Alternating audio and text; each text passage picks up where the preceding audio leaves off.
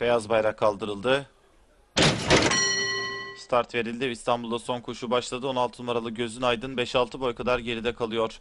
Dış kulvardan gelen 14 numaralı Fast Angel liderliği alırken 3 numaralı Fly Wings ikinciliğe, dış kulvardan gelen 15 numaralı Kılıçoğlu üçüncülüğe girdiler. Şimdi dışarıdan gelen 15 numaralı Kılıçoğlu 3 numaralı Fly Wings'in yanından ikinciliğe kadar girdi. 14 numaralı Fast Angel yine önde. Dördüncülükte 1 numaralı Last Spartan 1 boy geride.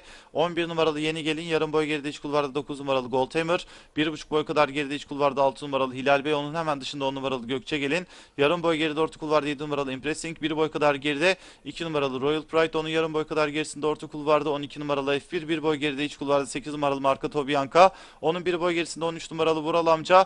2,5 boy kadar geride orta kulvarda 4 numaralı Mr. Baron. Hemen içinde 5 numaralı Best Commander. 5-6 boy kadar geride. Şimdi 9 numaralı 16 numaralı Gözün Aydın sırasıyla viraj dönülmek üzere. 14 numaralı Fast Angel önde, fark 3 boy kadar. İç kulvarda ikincilikte 15 numaralı Kılıçoğlu var. Dışında 3 numaralı Fly Wings 2,5 boy kadar geride. Dış kulvarda 1 numaralı Last Spartan, daha sonra 11 numaralı Yeni Gelin ve 10 numaralı Gökçe Gelin sırasıyla düzlüğe çıkıldı. Koşun liderliğini 14 numaralı Fast Angel yapmayı sürdürüyor. Fark 3,5-4 boy kadar. Orta kulvarda 3 numaralı Fly Wings, dışarıda 11 numaralı Yeni Gelin farkı azaltmaya çalışıyorlar. Dördüncüde 6 numaralı Hilal Bey girdi. Son 200 metre doğru yine 4-5 boy kadar iç kulvarda 14 numaralı Fast Angel önde, orta kulvardan Yeni Gelin içeriden 3 numaralı Fly Wings daha geriden 7 numaralı Impressing'in atakları var. Son 100 metre doğru 3,5-4 boy kadar 14 numaralı Fast Angel önde, dışarıdan Impressing geliyor. Dış kulvardan 7 numaralı Impressing geliyor son hatayla. 14 numaralı Fast Angel'ı yakalıyor.